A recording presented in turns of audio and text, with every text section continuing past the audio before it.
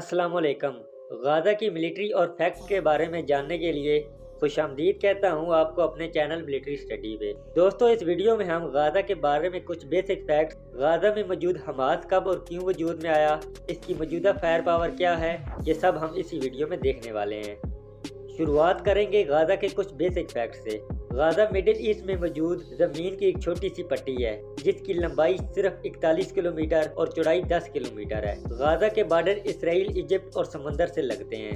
Gaza में मौजूद आबादी 2.4 मिलियन को क्रॉस कर चुकी है, जो गाज़ा को दुनिया के उन खित्तों में रखती है जो अपने रकबे के लिहाज से ज़्यादा अफराद अपने अंदर घेरे हुए हैं। गाज़ा की सरकारी ज़बान अरबी है। यहाँ रहने वाले 98% मुस्लिम, 1% ईसाई और 1% बाकी मज़ाहिब के लोग रहते हैं।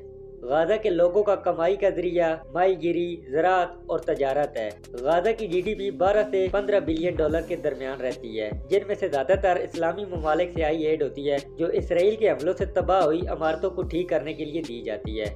इसके बाद देखते हैं हमास कब और क्यों वजूद में आया।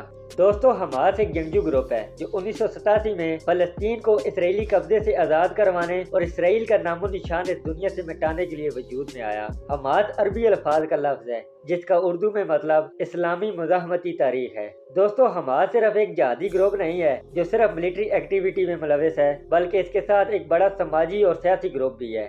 हमास का समाजी विंग इलाकों की सेहत की देखभाल, तालीम और फलाई प्रोग्रामों में भी खिदमात फराहम करता है। इसी वजह से हमास को फलस्तीनी इलाकों में बहुत अहमियत भी हासिल है।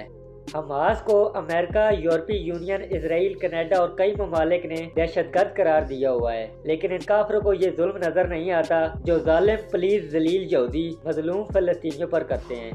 दोस्तों, पिछले साल इसराइल और हमास के दरमियान जंग छिड़ी जिसमें हमास ने इसराइल के ऊपर 5000 से 6000 रॉकेट दागे और वहीं यहूदियों ने भी गाज़ा के ऊपर एयर स्ट्राइक की, जिस वजह से हजारों लोग और बिलियंस ऑफ डॉलर का नुकसान हुआ। इसके बाद इसराइल ने यह दावा किया हमने हमास के बहुत से हथियार और रॉकेट लॉन्चर तबाह कर दिए, लेकिन हमास की तरफ से कोई भी स्टेटमेंट नहीं आया। अभी हाल में हमास के पास कितनी फौजी ताकत है, आइए देखते हैं। दोस्तों, हमास या किसी भी फौजी तंजीम के पास कितनी ताकत है इसका अंदाज़ा लगाना बहुत ही मुश्किल है, लेकिन इनकी लीक हुई वीडियो या इन्होंने अपनी ताकत दिखाने के लिए जो खुद से वीडियो लीक की हैं उन्हें देखकर अंदाज़ा लगाया जाता है कि इस तंजीम के पास कितनी ताकत है। अगर हम हमास की फौजी ताकत देखें तो इनके पास 80 से 90 हज़ार जंगजू हैं जिन्होंने ईरान, लेबनान, सीरिया और दीगर ममालिक से तरबियत हासिल की है।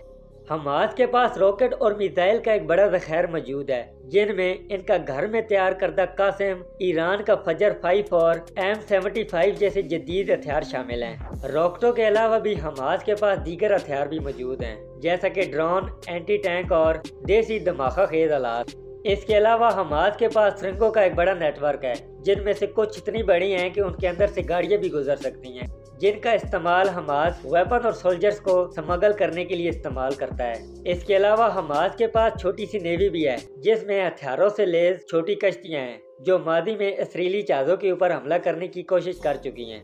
इसके अलावा हमास की एक टेक्निक जिसने हमास को बहुत ज़्यादा फायदा दिया है और इसराइल को बहुत ज़्यादा नुकसान पहुँचाया है, वो ये है कि हमास के सोल्जर गुब्बारों को आग लगाकर यहूदियों के खेतों की तरफ छोड़ देते हैं, जो उनके खेतों में जाकर गिरता है और आग लग जाती है, जिस वजह से इसराइली किसानों को बहुत ज़्यादा नुकसान होता है।